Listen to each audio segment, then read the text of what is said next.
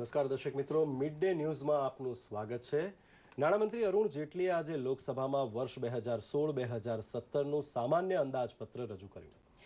આ અંદાજપત્રને આમ તો સૌનું બજેટ એવું કહેવામાં આવે છે અને આ બજેટ વિશે ચર્ચા માટે આપણી સાથે સ્ટુડિયોમાં ઉપસ્થિત છે ગૌરી પોપટ, જે જાણીતા ટેક્સ કન્સલ્ટન્ટ છે, અને સાથે ઉપસ્થિત છે IIMના પ્રોફેસર ધીરજ શર્મા। આપણે એમની સાથે વાર્તાલાપ કરીશું અને આ બજેટ વિશે ચર્ચા કરીશું।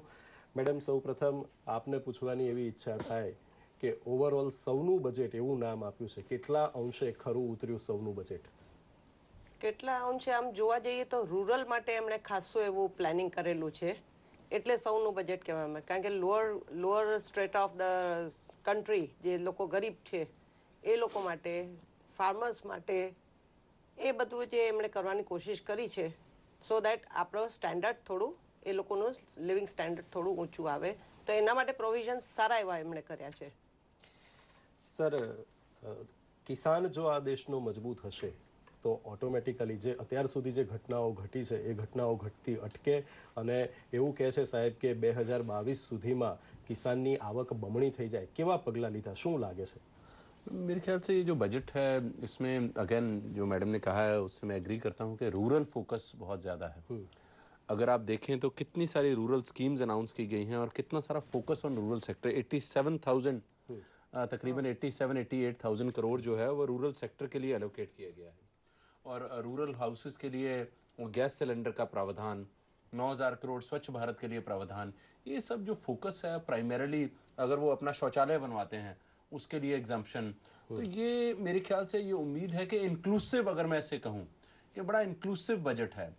मिडिल क्लास के लिए बहुत प्रोविजंस हैं इसमें, तो जो अपर क्लास है मेरे ख्याल से शायद उनके लिए उतने प्रोविजंस नहीं रहे होंगे। जो मिडिल क्लास है, रूरल है, लोअर मिडिल क्लास अगर हम उसे माने, तो उनके लिए काफ़ी ज़्यादा ये बजट है और इसका रिजल्ट जो है मेरे ख्याल से इमीडिएट आना शुरू हो जाएगा।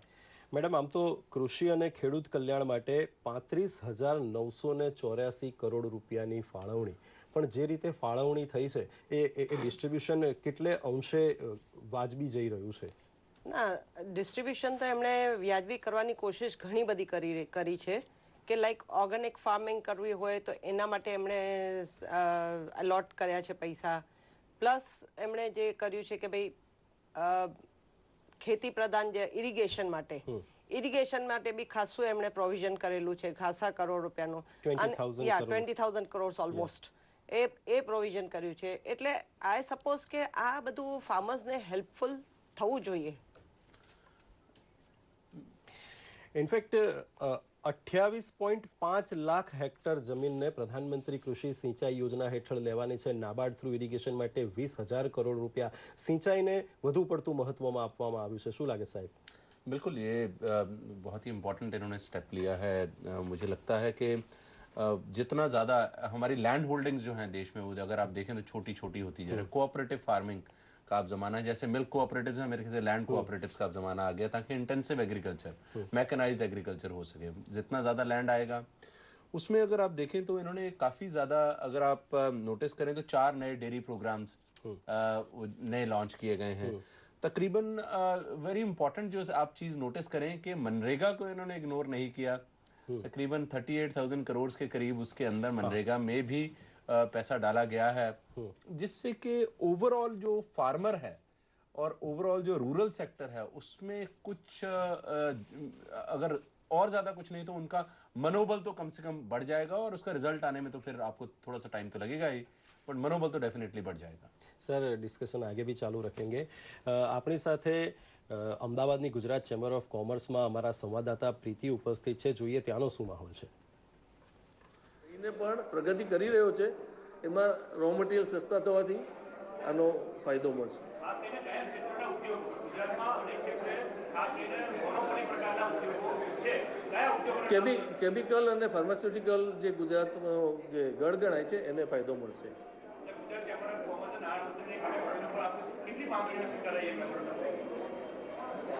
રેફરન્ડમના સુધારા મોટાભાગના જે સિમ્પ્લિફિકેશન બાજુના હતા એનું ઘણું આવરણ કરી લેવામાં આવ્યું છે। જેવી રીતે એકાઉન્ટેબિલિટી અમારી જો મોટી માગણી હતી, અને જે અમારા એસએસસીના જે પૈસા જે ઇન્કમટેક્સ ડિપાર્ટમેન્ટમાં પડ્યા રહે છે તે ધંધામાં કામમાં નથી આવતા અને અપીલોમાં અટવાયેલા રહીએ છીએ. એના માટે આજે ઘણી મોટી જાહેરાતો કરવામાં આવી તે સરાહનીય છે.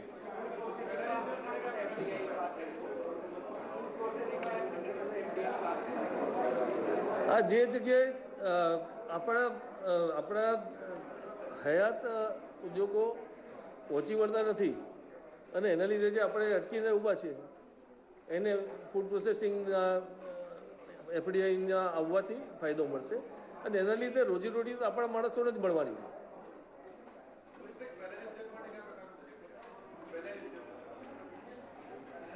જ્વેલરી ઉદ્યોગમાં બી સ્લેબ પ્રમાણે છે અને એક અગત્યનું વસ્તુ એવી છે કે કાળા નાણાં ઉપર નિયંત્રણ લેવાનો સરકારનો પ્રયાસ છે અને એનાથી ડેટા ઊભો થશે કે જેના હિસાબે સરકાર. ચેમ્બર ઓફ કોમર્સમાં હાલ પત્રકાર પરિષદ ચાલી રહી હતી, પણ આપણી સાથે જોડાયા છે જાણીતા અર્થશાસ્ત્રી યમલ વ્યાસ. યમલભાઈ, આપનું અમારા સ્ટુડિયોમાં ખૂબ ખૂબ સ્વાગત છે. સાહેબ, તમને એવું પૂછવાની ઈચ્છા થાય કે સૌનું બજેટ, આ બજેટની અંદર હમણાં જ આ પત્રકાર પરિષદમાં જેમ વાત ચાલતી હતી કે રોજગારીની તક ઊભી કરવા માટેના પ્રયાસો થઈ રહ્યા છે, આપને શું લાગે છે આ બજેટમાં રોજગારીની તકો ઊભી કરવાના કેવા પ્રયાસો કરવામાં આવ્યા છે?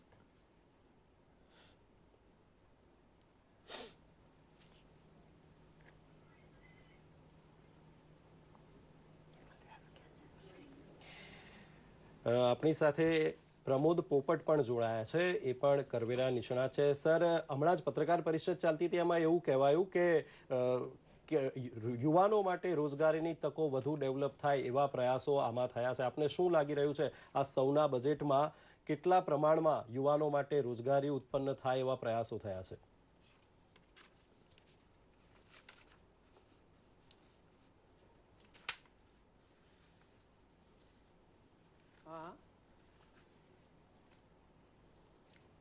हेलो. हाँ जी सर, आई रिपीट.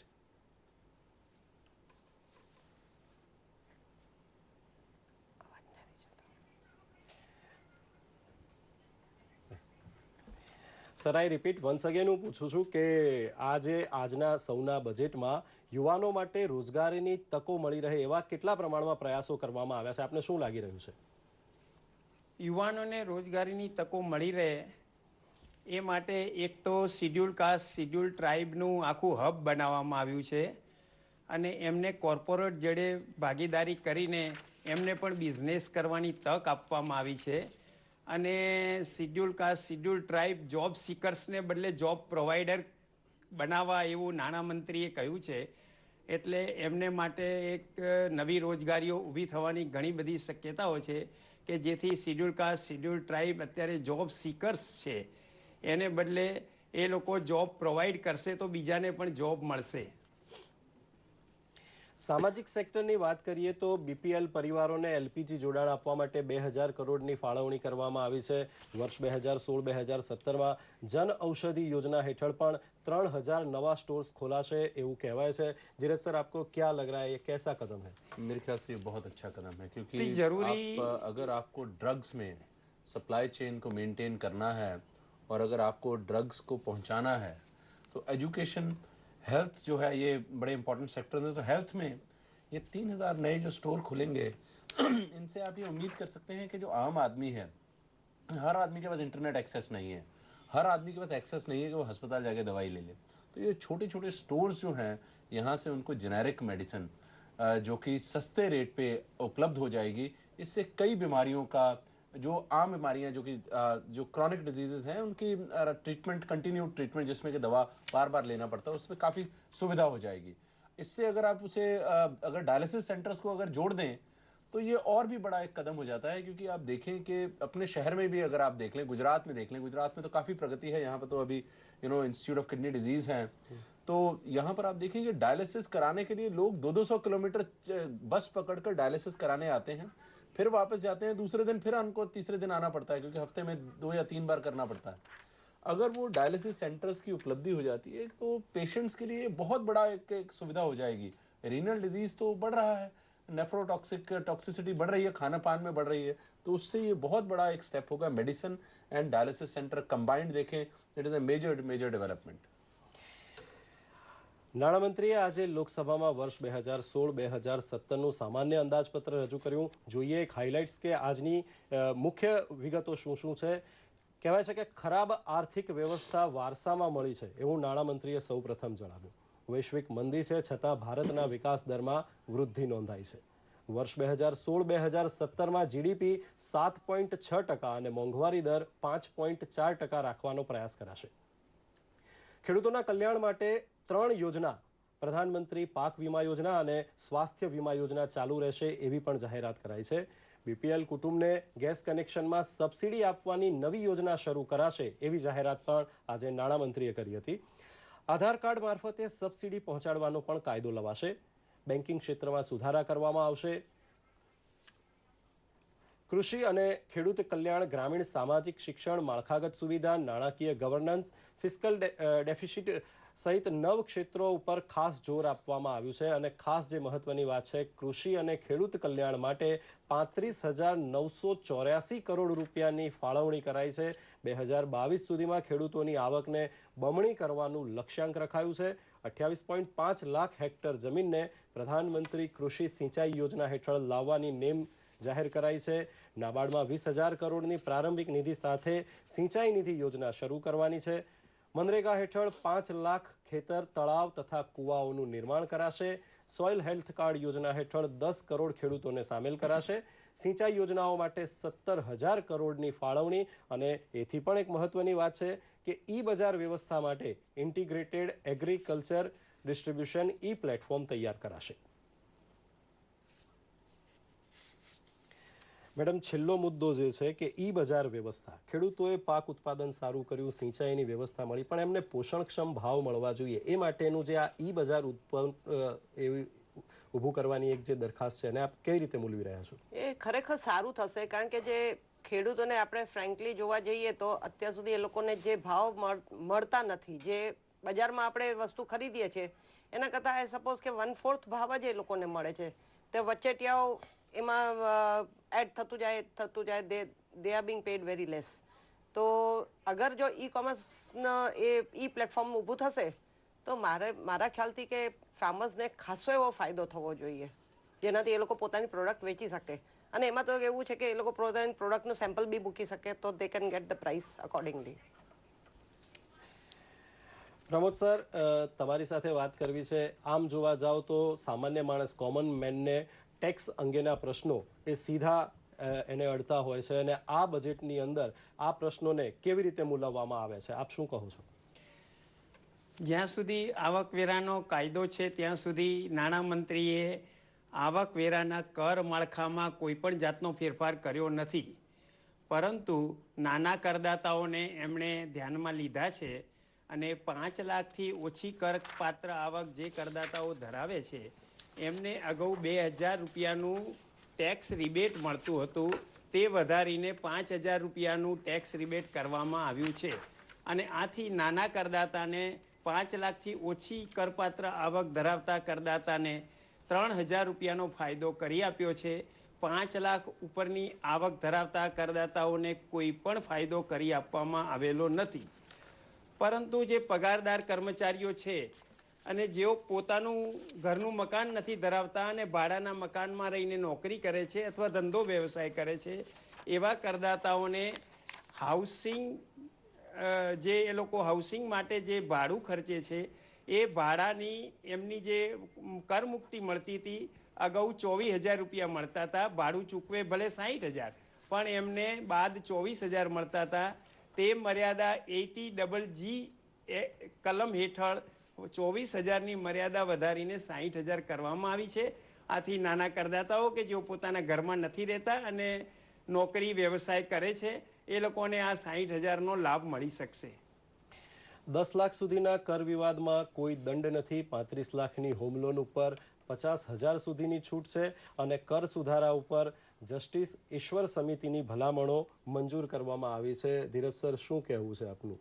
किसके बारे में?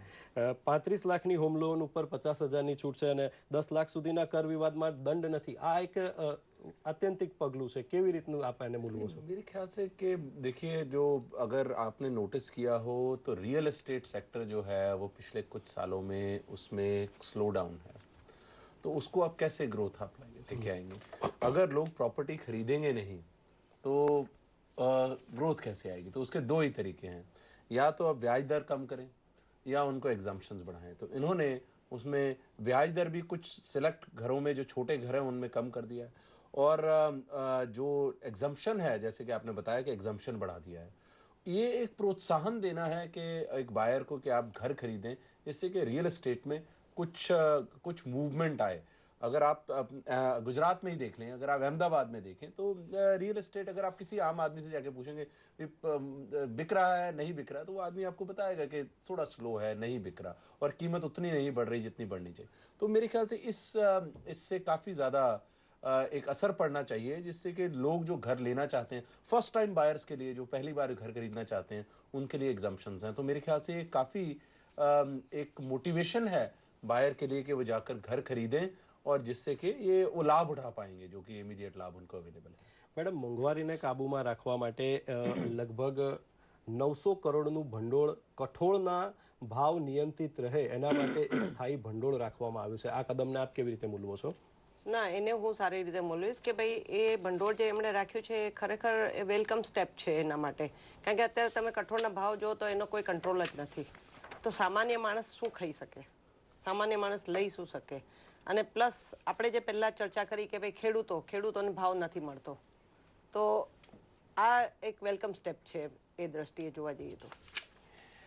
સર, ઓવરઓલ જોવા જાઓ તો middle class, lower middle class, ગરીબ માણસ બધા માટે કંઈકનું કંઈક સારું છે.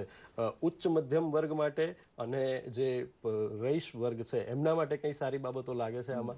मेरे ख्याल से जो उच्च वर्ग है उसके लिए अब ये भी बड़ा मुश्किल काम है कि उच्च वर्ग हम किसे डिफाइन करें। अब 5 करोड़ तक का जो व्यापारी है उसके लिए तो कॉर्पोरेट टैक्स में एक तरह से 25% उनको कर दिया है, बट 5 करोड़ से ज़्यादा के जो व्यापारी हैं उनके लिए तो टैक्सेशन वही रहने वाली है। प्लस उसके बाद जो लग्जरी आइटम्स हैं, पर्टिकुलरली अगर आप देखें सिगरेट्स के ऊपर मेरे ख्याल से 10-15% के करीब एक्साइज बढ़ा दिया गया है। उसके बाद अगर आप एसयूवीज गाड़ियां देखें तो गाड़ियों के ऊपर भी एक ज़्यादा टैक्सेशन है, वो भी महंगी हो जाएंगी। तो ये एक अमीर वर्ग के लिए जो ऊंची इनकम है, हाई इनकम ग्रुप के लोगों के लिए, उनके लिए मेरे ख्याल से थोड़ा इस बजट में जो है मेरे ख्याल से कि देश की तरफ ज़्यादा फोकस है। वो जो स्मॉल कैटेगरी है, जो अमीर लोग हैं, उनकी तरफ थोड़ा ये बजट ने इतना मेरे ख्याल से रिलीफ नहीं है, रिलीफ होना भी नहीं चाहिए, क्योंकि मेरे ख्याल से अगर देश को आगे बढ़ाना है, जो ग्लोबल स्थिति है इस वक्त, उस हिसाब से तो हम लोगों को एक्चुअली ये देखना चाहिए कि हम देश के लिए क्या कर सकते हैं। तो उनको ये डिमांड भी नहीं करनी चाहिए। रूरल फोकस, जो middle class focus, lower middle class focus. अब देखिए ये देश जो है ये दुकानदारों का देश है। शॉप एंड एस्टैब्लिशमेंट एक्ट में इन्होंने मॉडिफिकेशन लेके आए हैं कि 7 दिन आदमी दुकान खोल पाए। एक आदमी जो स्टेट हाईवेज में जो बस ऑपरेटर है, बस ऑपरेशन के लिए अगर एक एंटरप्रेन्योर अगर बस चलाना चाहता है तो उसको सपोर्ट किया जाएगा भारत सरकार के द्वारा कि वो बस चला पाए बिटवीन 2 रूट्स। तो ये एक एंटरप्रेन्योरशिप को स्टार्टअप में आप देखिए कि 3 से उनको 5 साल अब उन्होंने अवधि बढ़ा दी है उसकी टैक्स हॉलिडे की। तो ये सब स्टेप्स हैं कि जो छोटा कारोबार करने वाला आदमी है वो आगे बढ़े, जो बड़ा है उसको तो वैसे भी अपना दिल थोड़ा बड़ा रखना चाहिए। પ્રમોદ સર, તમને એવું પૂછવાની ઈચ્છા થાય કે આ સરકાર પાસેથી એવી બહુ આશા છે કે કાળું નાણું પાછું આવે, કાળા નાણાંનો વ્યવહાર અટકે. શું લાગે છે આ બજેટમાં કેવા સ્ટેપ્સ લેવાયા છે? નાણામંત્રીએ એક કાળા નાણાં જાહેર કરવા માટે અને સરકારનું રેવન્યુ પણ વધે એ માટે લિમિટેડ ટેક્સ કોમ્પ્લાયન્સ વિન્ડો શરૂ કરી છે. અને આ વિન્ડો 1 જૂન 2016થી શરૂ થશે. 30/9/2016 આ વિન્ડો પૂરી થશે. અને આ સ્કીમ અનુસાર જે કરદાતા પાસે અનડિક્લેર્ડ મની છે, એટલે કે કાળા નાણાં છે, જે એણે હજુ સુધી જેના ઉપર ટેક્સ નથી ભર્યો, એવા નાણાં ડિક્લેર કરી અને એના ઉપર 30% ટેક્સ વત્તા 7.5% સેસ વત્તા 7.5% પેનલ્ટી, એટલે ટોટલ 45% ટેક્સ ભરે તો એના 55% રકમ એની વાઇટ થઈ જાય એવી આ સ્કીમ ડિક્લેર કરી છે કે તમે 100 રૂપિયા ડિક્લેર કરો, 45 રૂપિયા ટેક્સ ભરો અને 55 રૂપિયા વાપરવા માટે લઈ જાઓ. અને આવી સ્કીમ જો રિસ્પોન્સ મળે અને ડિક્લેર થાય તો સરકારને લાખો કરોડો થાઉઝન્ડ્સ રૂપીસ મળી રહેશે. કારણ કે કાળું નાણું આપણા દેશમાં ખૂબ જ ફરી રહ્યું છે અને એનો ઉપયોગ બી પછી થશે, પ્રવાહિતા વધશે, ઇકોનોમી આપણી ડેવલપ થશે આ પૈસા પ્રવાહિતામાં આવશે તો. પ્રધાનમંત્રી ગ્રામ સડક યોજના માટે 9,000 કરોડની ફાળવણી થઈ છે. ગ્રામ પંચાયત અને નગરપાલિકાને અનુદાન રૂપે 2.87 કરોડ રૂપિયાની જોગવાઈ છે અને ઓવરઓલ મનરેગા માટે તો 38,500 કરોડ રૂપિયાની જોગવાઈ થઈ છે. ધીરજ સર, પ્રધાનમંત્રી ગ્રામ સડક યોજના માટે જે 9,000 કરોડની ફાળવણી થઈ છે, ગામ ગામને જોડશે, આપ કેવી રીતે મૂલવો છો આ પ્રયાસને? मेरे ख्याल से वही फोकस है. अगर आप देखें कि रूरल, इसको फिर मैं एक और चीज से जोड़ूंगा. वो चीज जोड़नी है जो 30,000 फेयर प्राइस शॉप्स हैं, जैसे हम राशन किराना स्टोर, राशन की दुकानें मान, उनको ऑटोमेट करना. और इससे अगर आप दोनों को जोड़ें तो फोकस ये है कि जो फार्म टू फोर्क जिसे हम कहते हैं, कि फार्म से जो चीजें प्रोड्यूस हैं वो एक तरीके से अच्छी सप्लाई चेन के तहत वो अल्टीमेट कंज्यूमर के पास आ जाएं. तो अगर सड़क अच्छी होगी तो वहां से उत्पाद लाने में आसानी होगी, उसकी डिस्ट्रीब्यूशन में कोई कमी ना हो, तो इसलिए फेयर प्राइस शॉप्स जो हैं उनको ऑटोमेट कर दिया जाए. अगर दोनों को हम मिलाकर देखें तो अगेन ये डेवलपमेंट, ये ओवरऑल फोकस ये है कि जो अनाज हमारे देश में बन रहा है, प्रोड्यूस हो रहा है, जो फार्मर्स हैं उनको अच्छी से अच्छी कीमत मिले और वो एक तरीके से फार्म से लेकर एक कंज्यूमर के पास आ जाए. अगर आप इसको तीसरी चीज के साथ अगर आप जोड़ना शुरू करें तो दालें के ऊपर मेरे ख्याल से तकरीबन 900 करोड़ का इन्होंने प्रावधान किया है कि क्योंकि दालों की कीमतें आप देखें, दालों की कीमतें बढ़ गई हैं. दालों की कीमतें इसलिए नहीं बढ़ती हैं क्योंकि उनकी सप्लाई कम है. दालों की कीमतें शायद ज्यादातर इसलिए बढ़ती हैं क्योंकि सप्लाई चेन में. तो जब आप रूरल डेवलपमेंट करेंगे, रोड डेवलपमेंट करेंगे, उसके ऊपर असर आना शुरू होगा, कीमतें नीचे आनी चाहिए. ફરી એકવાર આપણે જઈશું ચેમ્બર ઓફ કોમર્સ અને ત્યાં માર્કેટ અને ઇન્ડસ્ટ્રી એ આ બજેટ ઉપર શું પ્રતિક્રિયા આપી રહી છે, આવો જાણીએ. इशू किया था वो 1 साल के लिए डिफ़र कर दिया. जो बड़ी कंपनियां हैं जिसका ग्लोबल ट्रांजैक्शन है, ग्लोबल रेवेन्यू है, उसको अगर 750 मिलियन यूरो से ज़्यादा टर्नओवर है तो उसके लिए एक नई रिक्वायरमेंट है country by country reporting.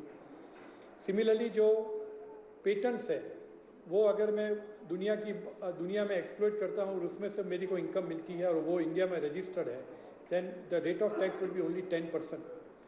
Last year जो वित्त मंत्री ने 25% का rate of tax gradually announce किया था, उसके लिए 1 मार्च 2016 के बाद अगर कोई मैन्युफैक्चरिंग कंपनी इनकॉर्पोरेट होती है और अगर मैं धंधा चालू करता हूँ और कोई भी मैं डिडक्शन लेता नहीं हूँ, प्रॉफिट लिंक और इन्वेस्टमेंट लिंक और additional depreciation, then the rate of taxation would be 25% plus surcharge. Similarly अगर मेरा टर्नओवर 5 करोड़ से कम है तो मेरा rate of taxation would B 29% plus surcharge. Additional depreciation जो अभी मेरे को 20% मिलता था ऑन मैन्युफैक्चरिंग सेक्टर, वो मेरे को खाली 40% मिलेगा, मतलब इफेक्टिवली 8% मिलेगा जो अब तक मेरे को 20% मिलता था. रिसर्च एंड डेवलपमेंट में अगर आज मेरे को 200% डिडक्शन मिलता है, वेटेड डिडक्शन 100% खर्चा के सामने 200%, वो 1/4/2017 से 150% एंड 1/4/2020 से 100% ही मिलेगा. मेरे हिसाब से इंडिया को ज़्यादा रिसर्च एक्सपेंडिचर प्रमोट करने के लिए और ज़्यादा कंपनी रिसर्च करे, उसके लिए ये डिसीजन रिकन्सिडर करने की ज़रूरत है. उस साथ में साथ SEZ यूनिट जो है उसको भी 31 मार्च 2020 के बाद डिडक्शन नहीं मिलेगा. सिमिलरली स्किल डेवलपमेंट के जो सेक्शन इंट्रोड्यूस किया था उसको भी 31 मार्च 2020 के बाद कोई डिडक्शन नहीं मिलेगा. And ultimately rate of tax जो अभी 30% है उसको अमुक कैटेगरी के लिए 29% किया है, वो gradually it will come down to 25%. Affordable housing के लिए जो FDI स्कीम अनाउंस किया था, एक्सटर्नल कमर्शियल बोरोइंग अनाउंस किया था, सर्विस સ્ટેન્ડઅપ ઇન્ડિયા હેઠળ SC/ST એન્ટરપ્રિન્યોરને નવો ધંધો રોજગાર શરૂ કરવા માટે 5,000 કરોડની જોગવાઈ કરાઈ છે અને આનાથી લગભગ 2.5 લાખ ઉદ્યોગ સાહસિકોને ફાયદો થશે.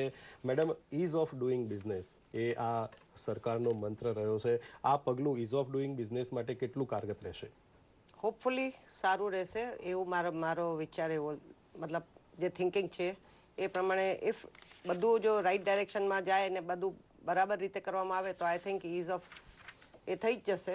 અને પ્લસ એમણે જે એક બીજી વસ્તુ સારી જે જાહેરાત કરી છે કે Dalit India chamber of commerce and industry, તો એ લોકોનો એક chamber of commerce and industry એ બનાવવા માંગે છે કે જ્યાં એ લોકો દલિતો બધા મતલબ schedule caste and schedule tribe coming together અને એ લોકોને માટે બધા જે બિઝનેસ કરતા હોય એ લોકો બધા સાથે આવીને ત્યાં એક ચેમ્બર બનાવે અને એ લોકોને જે પડતી મુશ્કેલીઓ હોય લાઈક ઇન્ડસ્ટ્રીમાં કે બિઝનેસમાં તો they can take up that point on the basis of the chamber level તો જે એમના સોલ્વ થઈ શકે. પ્રમોદ સર, માળખાકીય સુવિધાઓમાં જોઈએ તો ઈપીએફઓ માટે એક મોટી જાહેરાત થઈ છે કે નવા નોંધાયેલા કર્મચારીઓને 8.33% દરે 3 વર્ષ માટે સરકાર પીએફ ભરશે. આ પગલાંને આપ કેવી રીતે મૂલવો છો?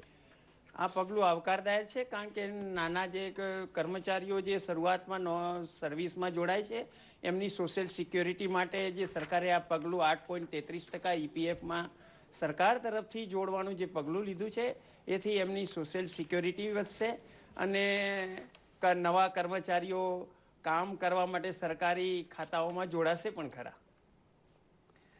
ધીરજ સર, રાજકોષીય ખાધ 3.5% રાખવાનો લક્ષ્યાંક છે જે 2015-2016માં 3.9% હતી અને મહેસૂલી ખાધ એ 2.5% હતી જેને ઘટાડવાનો લક્ષ્યાંક છે. આ બજેટના અનુસंधाનમાં આપને લાગી રહ્યું છે કે આ લક્ષ્યાંક પાર પડશે? मेरे ख्याल से ये हो जाएगा क्योंकि उसमें सबसे बड़ा कंट्रीब्यूशन जो है वो यही होता है कि ऑयल प्राइस अब हिस्टोरिक लो पे है, इसमें कोई इतनी प्रॉब्लम आनी नहीं चाहिए. आज वित्त मंत्री ने बहुत इंपॉर्टेंट स्टेप बोली, एक डिलेमा है कि उसको कंट्रोल में रखें या एक्सपेंडिचर ज़्यादा बढ़ाएं एक्सपेंस टू फॉर ग्रोथ या इसको कंट्रोल में रखें. उन्होंने he has taken the conservative approach कि इसको कंट्रोल में रखा जाए 3.5% पे, जो कि हो जाना चाहिए क्योंकि ऑयल प्राइस जो कि हमारा one of the major imports जो है वो ऑयल है, ऑयल की वजह से हमारा जो आउटफ्लो होता है वो कम हो जाएगा. तो ये दर अच्छी दर है 3.5% अगर इसे मेंटेन कर लेते हैं और ये अचीवेबल टारगेट है. और plus on top of that अगर हम इसे ऐड करें कि बिजनेस में जो ग्रोथ होनी चाहिए, ईज ऑफ डूइंग बिजनेस जो आप बात कर रहे थे पहले, कंपनीज एक्ट में दे आर मेकिंग चेंजेस जिससे कि registration of companies will be simplified, जिससे कि आप नया काम नई कंपनी अगर शुरू करना चाहें जल्द से जल्द कर पाएंगे. तो मेरे ख्याल से अगर हम उन सब चीज़ों को अगर एक तरीके से देखें, जोड़ें, कड़ी से कड़ी जोड़ें, तो ये 3.5% का ये जो टारगेट है ये मीट हो जाना चाहिए. ટેક્સ પ્રપોઝલ્સની વાત કરીએ તો જો ટૂંકમાં એના એક પછી એક મુદ્દા કહું તો રિબેટ મારફતે નાના કરદાતાઓને હવે રાહત મળશે. 5 લાખની આવક પર વધારાના 3,000ના કરની છૂટ મળશે. પહેલીવાર મકાન ખરીદનારાઓને 50,000ની વધારાની વ્યાજની આવકમાં માફી મળશે. ઘરભાડાની કરમુક્તિની મર્યાદા વધારાઈને 24,000થી 60,000 કરાઈ છે. 2 કરોડ રૂપિયાની આવક મેળવતી કંપનીને 7% નફો થાય તો તેના પર રોકાણ સંબંધી 29% કોર્પોરેટ ટેક્સ લાગશે. મેડમ, આ 29% કોર્પોરેટ ટેક્સ એને આપ કેવી રીતે મૂલવો છો? આઈ થિંક એ સારું સ્ટેપ છે કારણ કે આમ તમે જોવા જાઓ તો પણ એનું 5 કરોડ બિલો ટર્નઓવર હોવો જોઈએ. That is the basic rule for that. પણ જો અધરવાઇઝ તમે જોવા જાઓ તો 30% ઉપર જ છે ને ટેક્સ તો એ લોકોને ટેક્સ વધારે આવે છે. આઈ થિંક આ કંપનીઝને સેટ કરવા માટે સો દેટ એના ઉપર બહુ બર્ડન ના થાય તો this can be helpful to the companies as સચ. બીજી અમુક જે ધ્યાન આકર્ષક વાતો છે જેમાં શેર બજારમાં સોદા પરનો એસટીટી વધારીને 0.5% કરાયો છે. 1 કરોડની વધુ આવકવાળા લોકોને 12થી 15% સરચાર્જ વધાર્યો છે. કરપાત્ર સેવાઓ ઉપર કૃષિ કલ્યાણ સેસ દાખલ કરવામાં આવ્યો છે. 35 લાખની હોમ લોન ઉપર 50,000ની છૂટ અપાઈ છે. 10 લાખ સુધીના કર વિવાદમાં કોઈ દંડ નહીં. કર સુધારા ઉપર જસ્ટિસ ઈશ્વર સમિતિની ભલામણોને મંજૂર કરાઈ છે. 10 લાખથી વધુની કિંમતની લક્ઝરી કાર મોંઘી કરાઈ છે. 2016-2017માં ડીઝલ કાર પર 2.5% અને એસયુવી પર 4% વધારાનો કર. સિગરેટ મોંઘી થઈ છે. ટેક્સ 15%. તમાકુ બનાવવાની ચીજો પણ મોંઘી થઈ છે. એલપીજી સીએનજી કાર પર 1% ઇન્ફ્રાસેસ અને સોના અને ડાયમંડના ઘરેણાં પણ મોંઘા થયા છે. આ રજૂઆતમાં બસ આટલું જ. આપણી સાથે ઉપસ્થિત હતા ગૌરી પોપટ, ટેક્સ કન્સલ્ટન્ટ એડવોકેટ, ધીરજ શર્મા, પ્રોફેસર આઈઆઈએમ અને પ્રમોદ પોપટ, કરવેરા નિષ્ણાત. આપ સર્વેના અમે ખૂબ ખૂબ આભારી છીએ. બસ હવે અમને રજા આપશો. નમસ્કાર.